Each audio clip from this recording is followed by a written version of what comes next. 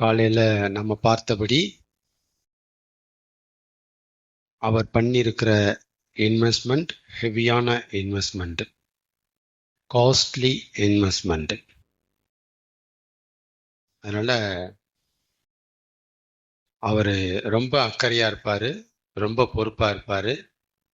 அப்படிங்கிற ஒரு விசுவாசம் நமக்கு இருக்கணும். இந்த விசுவாசம் இருந்தது அப்படின்னா மிஞ்சின அக்கறை உள்ள நுழையும் போது ஸ்டாப் ஆயிடும். இந்த விசுவாசம் இருக்கும் பட்சத்தில் நமக்கு மிஞ்சின அக்கறை உள்ள வர வாய்ப்பு இல்லை, ஸ்டாப் ஆகிடும். ஆமென். கர்த்தர் நல்லவர். தன்னைத்தானே வெறுத்து அப்படிங்கிறத காலைல பேசினார். அது ரொம்ப சரியான மீனிங் என்ன அப்படின்னா, பிளைன் பேப்பராக இருந்துன்னு அர்த்தம். கரெக்டான மீனிங் அதான். வேற மாதிரி மீனிங் எடுக்கவே கூடாது. தன்னைத்தானே வெறுத்துனா ஒரு ஆசை இல்லாம அப்படின்னா இல்லை. நம்ம பிளைன் பேப்பரா இருக்கணும். தேவன் அதில் ஆசைகளை எழுத வைக்கணும். பிளைன் பேப்பரா இருக்கணும்னு சொல்ல வர்றார். ஆமென். கர்த்தர் நல்லவர். எரேமியா 18ஆம் அதிகாரம் 1 முதல் 6 வசனங்களை வாசிக்கலாம். எரேமியா 18 1 முதல் 6. கர்த்தரால் எரேமியா தீர்க்கதரிசிக்கு உண்டான வசனம். கர்த்தர் எரேமியாவை நோக்கி, நீ எழுந்து குயவன் வீட்டிற்கு போ, அங்கே என் வார்த்தைகளை உனக்கு தெரிவிப்பேன் என்றார். அப்படியே நான் குயவன் வீட்டிற்கு போனேன். அப்படியே அவன் குயவன் வீட்டிற்கு போனான் எழுதல. வசனம் எப்படி வந்திருக்கு? அப்படியே நான் குயவன் வீட்டிற்கு போனேன். அப்படின்னா இந்த அதிகாரத்தை எழுதினது யாரு? எரேமியா. எரேமியாவே எழுதுறாரு. அப்படியே நான் குயவன் வீட்டிற்கு போனேன். இதோ அவன் திரிகையினாலே வணைந்து கொண்டிருந்தான். குயவன் என்ன பண்ணிட்டு இருந்தான்? அந்த சக்கரத்துல வச்சு தன்னுடைய திரிக்கிற கை, அந்த கையை வச்சு வணைஞ்சிட்டு இருக்கிறான். திரிகை வணைந்து கொண்டிருந்தான்.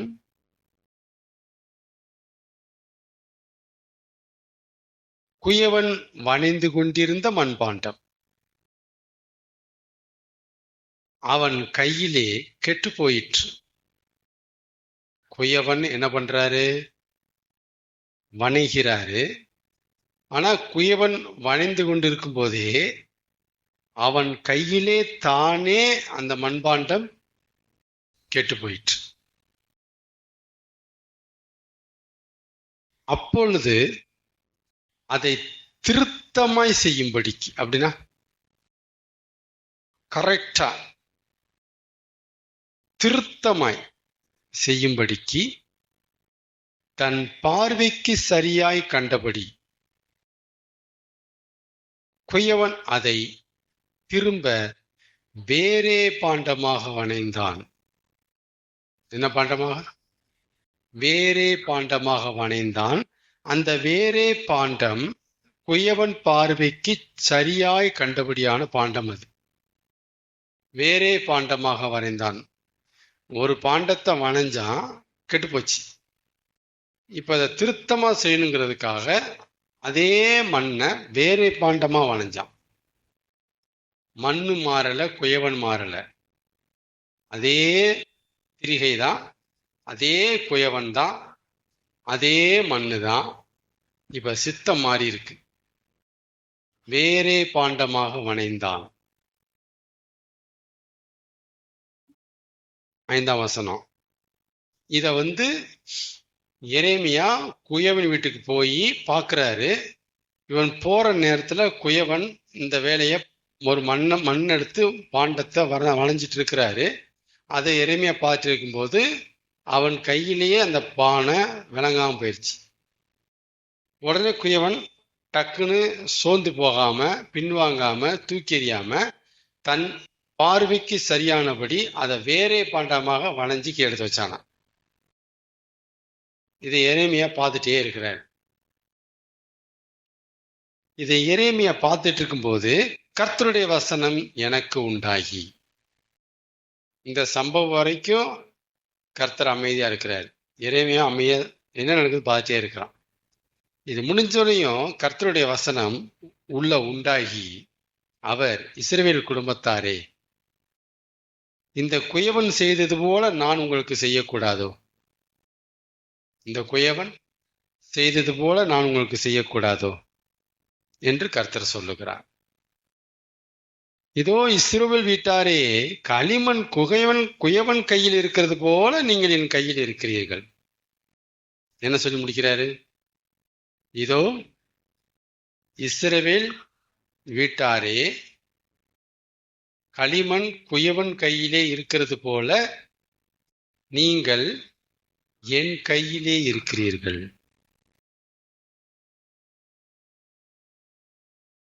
அப்ப தன்னை கர்த்தர் என்னன்னு சொல்றாரு? குயவன் சொல்றார். அப்ப இஸ்ரவேலர்களை என்னன்னு சொல்றாரு? மண்ணுங்கிறார், களிமண்ணுங்கிறார். கர்த்தர் நம்மளை வணைய சித்தமா இருக்கிறாரா? அப்படிப்பட்ட ஜாப் அவர் எடுக்க ஆயத்தமா இருக்கிறாரா? எவ்வளவு பெரிய போஸ்டிங் அவருக்கு. அந்த போஸ்டிங் இருக்கிறவர் இதெல்லாம் செய்வாரான்னு கேட்டீங்கன்னா செய்வார். என்ன செய்வாரு? செய்வார். தெய்வம் மனுஷனை வணைவாரான்னு கேட்டா வணைவார். யாருங்கிறது ரெண்டாவது. தெய்வம் ஒரு தெய்வமா இருக்கிறவருக்கு இந்த ஜாப் தேவையானா செய்வார். ஒரு தெய்வமா இருக்கிறவர் இதெல்லாம் செய்வாரானா செய்வார். அவர் போய் எப்படி செய்வார்? ஏன்னா கர்த்தர் என்ன சொல்றாரு? இவன் செய்தது போல நான் கர்த்தர் உங்களுக்கு செய்யக்கூடாதோ? ஆமென். அதான் அவர் வணையும் போது குயவன்.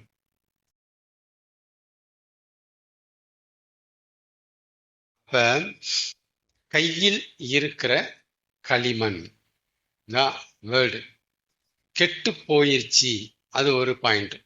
இதை வச்சு ஒரு டாபிக் அப்படி கவனிங்க.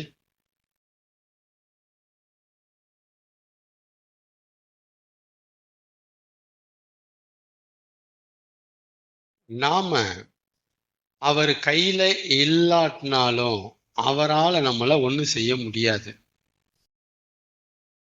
நாம தேவனுடைய கையில இல்லைன்னாலும் நம்மள அவரால் ஒண்ணுமே செய்ய முடியாது. நம்பர் 2, ஒருவேளை அவர் கையில இருந்தும் பிளைன் பேப்பரா இல்லாட்டினாலும் அவரால் நம்மளை ஒண்ணுமே செய்ய முடியாது. ரெண்டுமே ஒரு மாதிரியான ட்ராக். முதல்ல என்ன, எப்படி இருக்கணும்? கையில இருக்கணும். அவர் கையில இல்லைன்னாலும் அவரால் நம்மளை ஒண்ணும் செய்ய முடியாது. தெய்வமா இருந்தும் ஒண்ணும் செய்ய முடியாது. ஒருவேளை அவர் கையில இருந்தோம் நாம பிளைன் பேப்பர் அல்லாட்டினாலும் அவரால் நம்மளை ஒண்ணும் செய்ய முடியாது. குயவன் ஒரு மண்ணை தமது சித்தத்தின்படி வணையணும். தமது சித்தத்தின்படி வணையணும் அப்படின்னா முதல்ல அந்த மண்ணு அவன் கையில இருக்கணும். ஏன்னா கையில இருக்கிற மண்ணை தான் குயவன் அங்க வணைஞ்சிட்டு இருக்கிறான். ஒரு குயவன் தமது இஷ்டத்தின்படி, சித்தத்தின்படி, மன நிர்ணயத்தின்படி, கனவின்படி, திட்டத்தின்படி, நோக்கத்தின்படி ஒரு மண்ணை வணையணும் அப்படின்னா முதல்ல அந்த மண்ணு குயவன் கையில இருக்கணும். வெளியில இருக்கக்கூடாது, கையில இருக்கணும். அப்ப கையில இருக்கிற மண்ணைத்தான் குயவன் என்ன செய்வாரு? வணைவார். ரெண்டாவது, அப்படி கையில இருக்கிற அந்த மண்ணு பிளைன் பேப்பரா இருக்கணும். பிளைன் பேப்பரா இருக்கணும். இது இயற்கையா இருக்கிற மண்ணுக்கு இவ்வளவு பேச தேவையில்லை. ஏன்னா அந்த மண்ணுக்கு என்ன கிடையாது? ஆத்துமா கிடையாது. ஆனா இந்த மண்ணுக்குள்ள ஒரு ஆத்துமா இருக்கு. இந்த மண் சரீரமாகிய இந்த உடம்புக்குள்ள ஒரு ஆத்துமா இருக்கு. அப்ப இது அவர் கைக்கு வரணும். தன் கையில இல்லாத ஒரு மண்ணை குயவனால வணைய முடியாது என்பது போலவே, குயவன் கையில இருக்கிற மண்ணு, முக்கியமான வார்த்தை, குயவன் கையில இருக்கிற மண்ணு தன் இஷ்டத்துக்கு ஒரு இஷ்டத்தை தன்னிடம் வச்சிட்டு இருந்தா தன் இஷ்டத்துக்கு அதை குயவனால வணையவும் முடியாது. முதல் பாயிண்ட், தன் கையில இல்லாத ஒரு மண்ணை குயவனால வணிய முடியாது. அது போலவே குயவன் கையில இருக்கிற ஒரு மண்ணு தன் இஷ்டத்துக்கு ஒரு இஷ்டத்தை தன்னிட்ட வச்சுக்கிட்டு இருந்தா, தன் இஷ்டத்துக்கு ஒரு இஷ்டத்தை தனக்குள்ள வச்சிட்டு இருக்கு இருந்தா தன் இஷ்டத்துக்கு அதை தன்னால குயவனால வணைய முடியாது. அப்படிலாம் அவர் சித்தத்துக்கு அந்த மண்ணை வணைய முடியாது. இதான் பிளைன் பேப்பரை பத்தி பேசுறது. அது ஏன் கெட்டு போச்சு? கையில இருக்கிற மண்ணு தானே, ஏன் கெட்டு போச்சு? ஏன் கெட்டு போச்சு? தன் இஷ்டத்துக்கு ஒரு இஷ்டத்தை அதை வச்சிட்டு இருக்கு, கெட்டு போகுது, வணைய முடியல, சித்தத்தின்படி வணைய முடியல. இப்படி வரணும்னு பாக்குறாரு, மண் இப்படி இருக்குன்னு நினைக்குது, வணைய முடியல. கையில தான் இருக்கான, ஆனா வணைய முடியல. வணையிறதுக்கு கையில வந்துருச்சு, ஆனா வணைய விட மாட்டேங்குது. கிளியரா? அப்ப கண்டிஷன் என்ன அப்படின்னா, ஒரு குயவன் மண்ணை வணையணும் அப்படின்னா ரெண்டு கண்டிஷன். ஒண்ணு கையில இருக்கணும், ரெண்டு அது பிளைன் பேப்பரா இருக்கணும். என்ன வேணாலும் செஞ்சுக்குங்கப்பா, அதுதான் பிளைன் பேப்பர். இப்படி இருந்தாதான் வணையவே முடியும். தன் இஷ்டத்துக்கு சொல்றேன், தன் சித்தத்துக்கு அதை வணைய முடியும். மண்ணை இல்லை வணைய முடியாது, வாய்ப்பே கிடையாது. ஆமென். அப்ப நமக்கு என்ன புரியுது? என்ன புரியுது இந்த சப்ஜெக்ட்ல இருந்து? குயவனுடைய கையில இருந்தா மட்டும் பத்தாது. ஒரு மண்ணு குயவன் கைக்கு வந்துட்டா மட்டும் பத்தாது.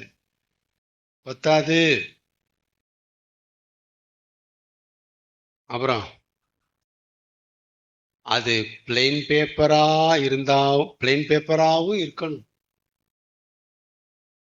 தன்னைத்தானே வெறுத்தும் இருக்கணும். இருந்தா மட்டும்தான் நமக்கான தம்முடைய விருப்பத்தை நோக்கி, கனவை நோக்கி, திட்டத்தை நோக்கி அவர் நம்மளை நடத்த முடியும்.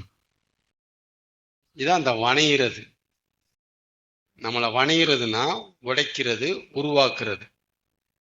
அவர் நம்மளை நடத்தணும் அப்படின்னா எப்படி இப்படி வரணும்? கையில வரணும், ரெண்டாவது பிளைன் பேப்பரா இருக்கணும். அப்பலாதான் தமக்கான அவருடைய சித்தத்தை, கனவை நோக்கி, அந்த டைரக்ஷனை நோக்கி, அந்த திசையை நோக்கி அவர் நம்மளை நடத்த முடியும். இல்ல அது போய் சேராது, டிஸ்டர்ப் ஆயிட்டே இருக்கும், அது போயே சேராது. கைக்கு வந்துட்டா மட்டும் பத்தாது. உம்முடைய சித்தம் ஆக கடவுதுன்னு அது இருக்கணும். இருந்தாதான் நமக்கான சித்தம் நிறைவேறும். இல்ல நிறைவேறவே முடியாது, அவரால் ஒண்ணுமே பண்ண முடியாது. ஆமென்.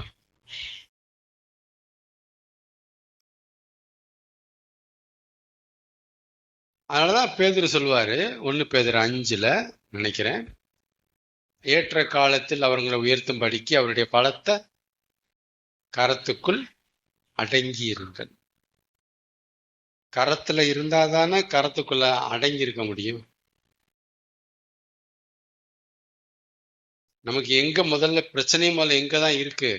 கரத்துக்குள்ள அடங்கி இருக்கிறதுனா இல்ல. நமக்கு பிரச்சனை எங்க இருக்கு? அவர் கையில இருக்கிறதான் பிரச்சனையே. அங்க இல்லைங்கிறதா இப்ப பிரச்சனையே. கையில இல்லாத ஆளை போயிட்டு கைக்குள்ள அடங்கிறது மதியினம். அப்ப நாம ஃபர்ஸ்ட் எதுல தெளிவாகணும், எதுல கிளியர் ஆகணும் அப்படின்னா, தேவனுடைய கையில இருக்கிறதுனா என்ன, எப்படி, இது தெரிஞ்சாதான் நாம அதை செயல்படுத்த முடியும். அப்ப என்னங்க, தேவன் என்ன கையை காமிச்சிட்டு இருக்கிறாரா, நான் போய் ஏறி உட்கார? இது பிசிக்கலா இல்லை, நடக்க வாய்ப்பே இல்லையே. பட் ஸ்பிரிச்சுவலா தானே நடக்க வாய்ப்பு இருக்கு. அப்ப ஸ்பிரிச்சுவலா இது எப்படி நடக்குது, நடந்தேறுது, சாத்தியம் நடக்க? இது விசுவாசிகளுக்கு, சபை விசுவாசிகளுக்கு தெரிஞ்சா மட்டும்தான் இது என்னன்னே தெரியும். அடுத்து போக முடியும். நம்ம தேவனுடைய கையில இருக்கிறது எப்படி சாத்தியம், என்ன செஞ்சா நாம தேவனுடைய கையில இருக்கிறதா அர்த்தம். முக்கியமான அந்த ஏரியா என்ன செஞ்சா நான் இப்ப தேவனுடைய கையில இருக்கிறதா அர்த்தம். இதை சொல்லி தரணும். இது தவறும் பட்சத்தில் கையில இருந்தா என்ன நினைப்பாங்கன்னா, நான் ரட்சிக்கப்பட்ட பிறகு நான் இப்ப ஜீசஸை கும்பிடுறேன், நான் கர்த்தரை தான் தெய்வமா வணங்குறேன், அப்ப நான் கையில இருக்கிறேன் அப்படின்னு சொல்லுவாங்க. அப்படின்னு மீனிங் எடுப்பாங்க. அதான் டோட்டலா தப்பு. தப்பு. அப்ப தேவனுடைய கையில இருக்கிறதுனா என்ன செஞ்சா தேவனுடைய கையில இருக்கிறதா அர்த்தம் அப்படின்னா, அவரை மட்டும் நம்புவேன், அவரைத்தான் நான் நம்பிக்கையா வச்சுக்குவேன், அவரை தவிர யாரையும் நான் நம்பிக்கையா வச்சுக்க மாட்டேன். நீரே, சங்கீதம் சொல்லப்பட்டபடி நீரே என் நம்பிக்கை. எரேமியா 17 சொல்லிட்டு இருக்கப்படி கர்த்தரை தன் நம்பிக்கையா கொண்டிருக்கிற மனுஷன், அவரைத்தான் நம்பிக்கையா வச்சிருக்குவேன். அப்படின்னா உலகத்துல நான் அவரை மட்டும்தாங்க நம்புவேன். வேற எது மேலையும் என் மனசை நான் வைக்க மாட்டேங்க. அவரை மட்டும்தாங்க நம்புவேன். அவரை முன்னிட்டு எதையும் நம்புவேங்க. அடுத்த பாயிண்ட், அவரைத்தான் நம்புவேன். அப்ப வேற எதையும் நம்ப மாட்டீங்களா? அப்படின்னா அவர் எதை நம்ப சொல்றாரோ அதை நம்புவேன். கிளியரா? எல்லாத்தையும் நம்புவேன் நான். அவரை தவிர எல்லாத்தையும் நம்புவேன். ஆனா அவர் எதை சொல்றாரோ அதைத்தான் நம்புவேன். ஏன்னா நான் அவரை மட்டும் நம்புறாள். இந்த அவனை நம்புறானா அவனை போவேன் நான். இந்த அங்க போகாதான் போக மாட்டேன் நான். சரியா? அவரை மட்டும்தான் நம்புவேன். அவரை முன்னிட்டு எதையும் நம்புவேன். அவர் நம்ப சொல்ற எதையும் கண்ணை மூடி நம்புவேன். மழை வருண்டானா நம்புவேன். ஆமாங்க, மழை வருன்னு. உனக்கு பிள்ளை பிறகுனா நம்புவேன். அவரை வச்சு அவரை முன்னிட்டு எதையும் நம்புவேன் நான். எதையும் நம்புவேன். ஏன்னா நான் அவரை மட்டும் நம்புறாள். இதுதான் தேவன் கையில ஒரு மனுஷன் இருக்கிறது. தேவன் கையில ஒரு மனுஷன் இருக்கிறது. இந்த பாயிண்ட புரிஞ்சுக்கிறதுக்கு இதை ஒரு நிச்சயம் வர்றதுக்கே பல வருஷம் ஆச்சு. எனக்கு பல வருஷம் ஆச்சு. தேவன் கையில இருக்கிறதுனா இதுதான். கர்த்தருக்கு பின்னால இருக்கிறதுனா இதுதான். உன்னதமானவர் மறைவில் இருக்கிறதுனா இதுதான். நம்ம வண்டியை அவற்றை கொடுக்கறதுனா இதுதான். கர்த்தரை 100% சார்ந்து இருக்கிறதுனா இதுதான். அது அவரோட 100% இணைப்புல இருக்கிறதுனா இதான். நம்ம இருதயத்தின் நம்பிக்கை எதுவோ அங்கே நம்ம இருதயம் இருக்கும். அதான் இணைப்பு. அதான் அவர் கையில இருக்கிறது. நம்ம இருதயத்தின் நம்பிக்கை கர்த்தரா இருக்கும் பட்சத்தில் நம்ம இருதயம் அவர் கையில போயிருக்கும், கைக்கு போயிரும். அதான் அவர் கையில இருக்கிறது. இதை விட்டுட்டு நான் கர்த்தரை தெய்வமா கும்பிடுறேன்னா அதெல்லாம் கையில இருக்க முடியாது. அது அர்த்தமே கிடையாது. உன்னதமானவர் மறைவில் இருக்கிறதுக்கும் நீங்க கர்த்தரை தெய்வமா கும்பிடுறதுக்கும் சம்பந்தமே கிடையாது. ரெண்டுமே வேற. உன்னதமானவரை கும்பிடுறது வேற, உன்னதமானவர் மறைவில் இருக்கிறது வேற. இதுவே அதிகமா சொல்லப்படல சபையில. உன்னதமானவர் மறைவில் இருக்கிறது என்பது வேறு, உன்னதமானவர்கிட்ட வந்து சேருவது என்பது வேறு. இவங்க வந்து சேர்ந்தவங்க மறைவுக்கு வர மறுக்கிறாங்க, மறைவுக்கு வரதை பத்தி யோசிக்க மாட்டேங்கிறாங்க. ஆமைன்னு சொல்லுங்க. அப்ப கர்த்தருடைய கையில இருக்கிற மனுஷன் நான், அந்த எண்ணம் நமக்குள்ள நிச்சயம் வரணும்னா நாம அவரை மட்டும் நம்புற ஆளா, அவரை முன்னிட்டே எதை நாம நம்புறோமா, அவர் சொன்னா நம்புறோமா, அவர் சொல்றது எல்லாத்தையும் நம்புறோமா.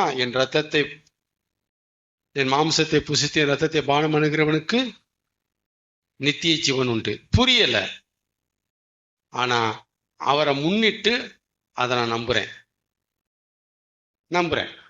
சொல்றது யாரு? நம்புறேன். புரியல, நம்புறேன். நோவா பேழையை கட்டுப்பா, மழை வருதா? வராதுதான், ஆனா சொல்றாரு நம்புறேன். அவரை முன்னிட்டு நம்புறேன், நான் அவரை முன்னிட்டு நம்புறேன். கரெக்டா? அப்ப அவரை மட்டும் நம்புறவங்க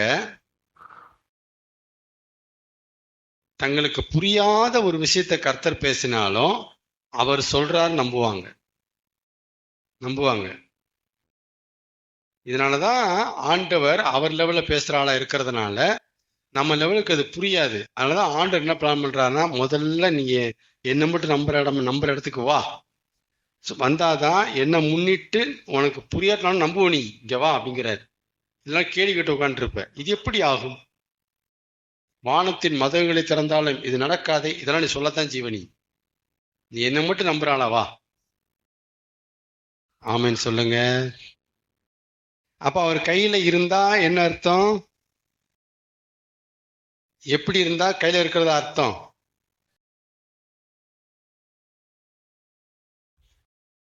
அவரை மட்டுமே நம்புவேன் அப்படின்னு நீங்க அந்த முடிவுக்கு, அந்த ஸ்டாண்டர்டுக்கு வந்துட்டீங்க அப்படின்னா நீங்க அவர் கையில இருக்கிறதா அர்த்தம்.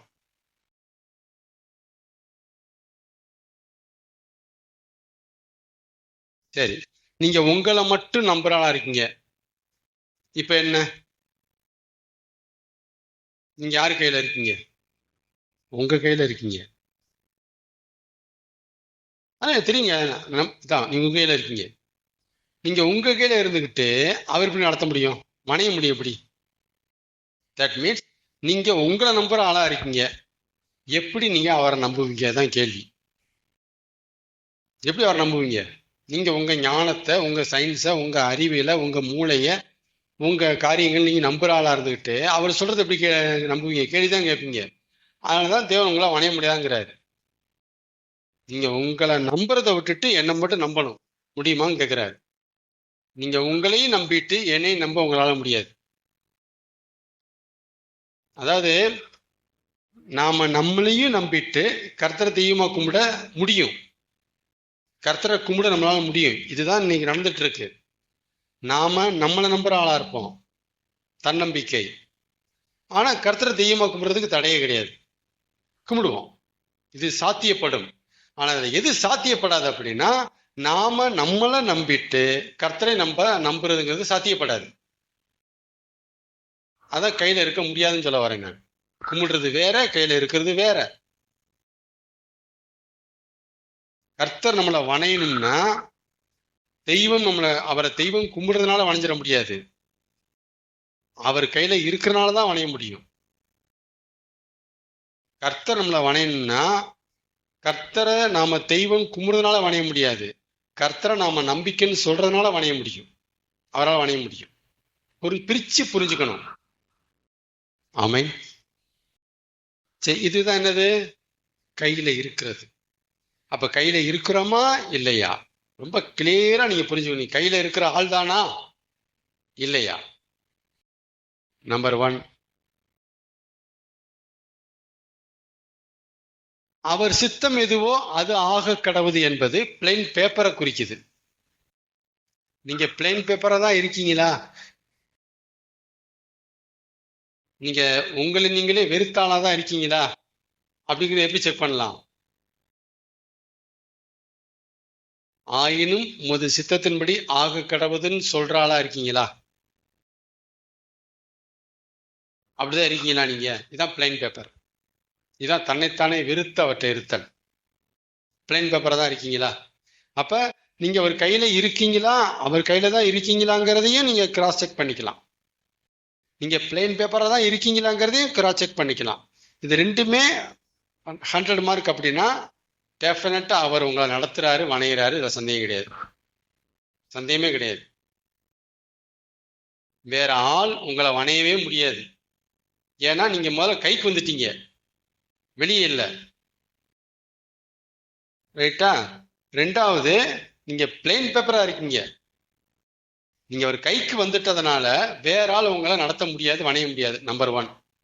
ரெண்டாவது, நீங்க பிளைன் பேப்பரா இருக்கிறதுனால உங்க இஷ்டத்துக்கு நீங்க வணையப்பட முடியாது, அவர் இஷ்டத்தை வணையப்பட முடியும்.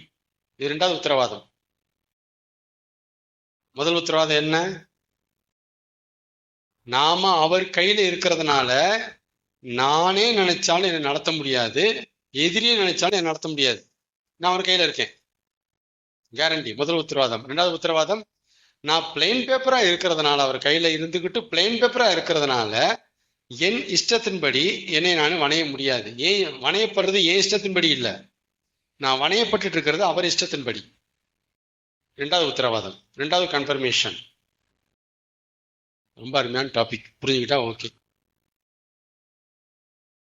இப்படிப்பட்டு நம்ம இப்பெல்லாம் நம்ம கிராஸ் செக் பண்ணி நம்ம நிச்சயப்படுத்திக்கணும், நம்மளை நிச்சயப்படுத்திக்கணும். நம்ம பாதை என்ன, நம்ம வணையப்படுறது மெத்தட் எப்படி இருக்கு, நம்ம நடக்கிற பாதை எப்படிப்பட்டது, யார் நம்மளை நடத்துறா, யார் நம்மளை உருவாக்குறா, வணையிறா, யார் நம்மகிட்ட பேசுறா, எல்லாத்தையும் கன்ஃபார்ம் பண்ணிடலாம் நீங்க. ஆமீன் சொல்லுங்க. அதாவது கையில இருக்கிறது என்பது நம்பிக்கை சம்பந்தப்பட்டது. பிளைன் பேப்பரா இருக்கிறது என்பது விருப்பம் சம்பந்தப்பட்டது. ரெண்டுமே வேற. Main noun, sub noun.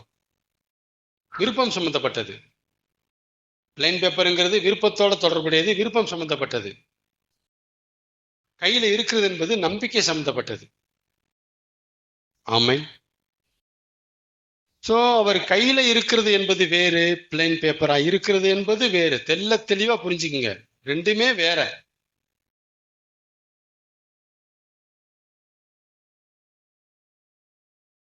ஒரு விளையாட்டாக்கு சொன்னோம்னா, அவர் கையில இருக்கிறது பஸ் அப்படி வச்சுக்கோங்க.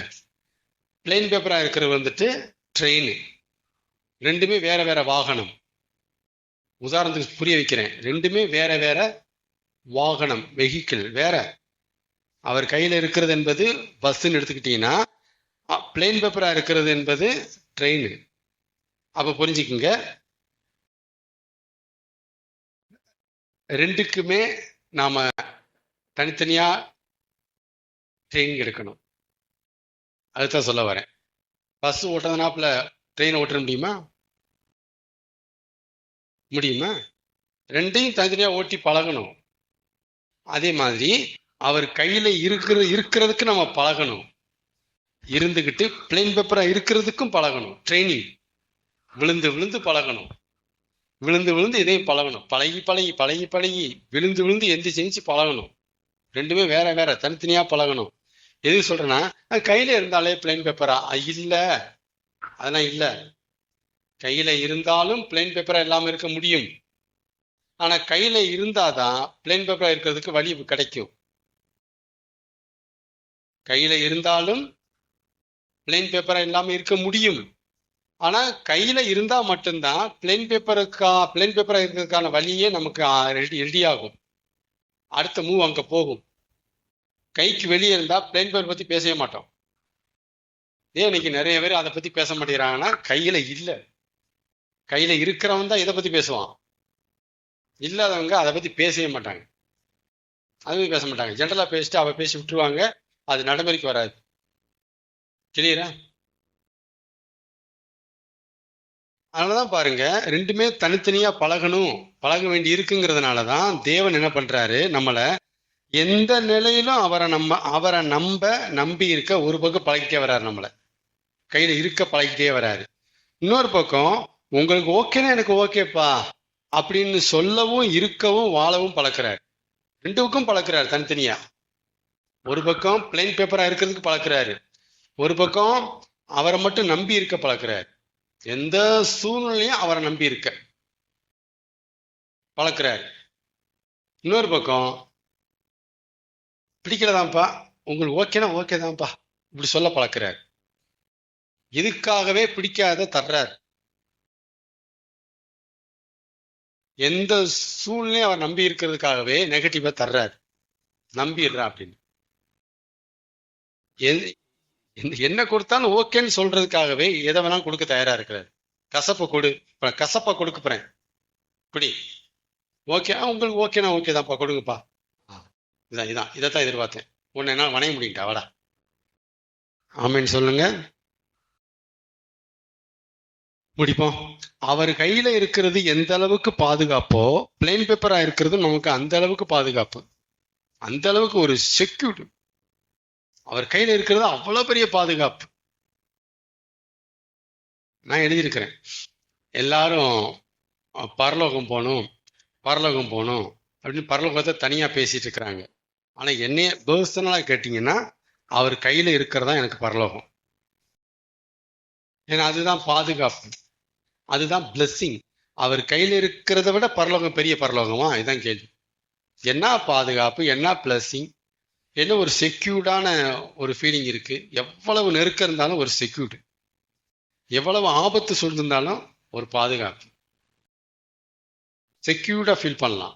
அவர் கையில இருந்தா எவ்வளவு பாதுகாப்போ அதே அளவுக்கு பிளைன் பேப்பரா இருக்கிறதும் அவ்வளவு பாதுகாப்பு. ஏன்னா நம்ம இஷ்டத்தின்படி நம்ம வளைஞ்சிருக்க வாய்ப்பே எல்லாம் போயிடும். அவர் இஷ்டப்படி வணைவாரே, சூப்பர்ல அது. ட்ரீம் அப்படி நிஜமாகுமே, அவருடைய ட்ரீமு. பாதுகாப்பு, பிளஸிங். அதனால நீங்க புரிஞ்சுக்க வேண்டியது, கையில இருக்கிறது பிளைன் பேப்பரா இருக்கிறது ரெண்டுமே வேற வேற. கையில இருக்கிறதுனா என்ன, பிளைன் பேப்பர் இருக்கிறதுனா என்ன சொல்லியாச்சு. இதுக்கு தனியா பழகணும், இதுக்கு தனியா பழகணும்.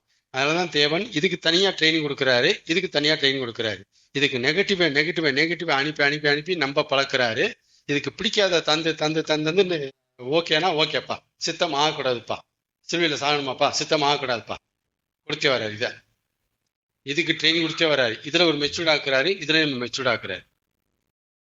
ஆமை இவ்வளவு வேலை நமக்கு தெரியாம பண்ணிட்டு இருக்கிறாரு, நமக்கு தெரியாம பண்ணிட்டு இருக்கிறாரு.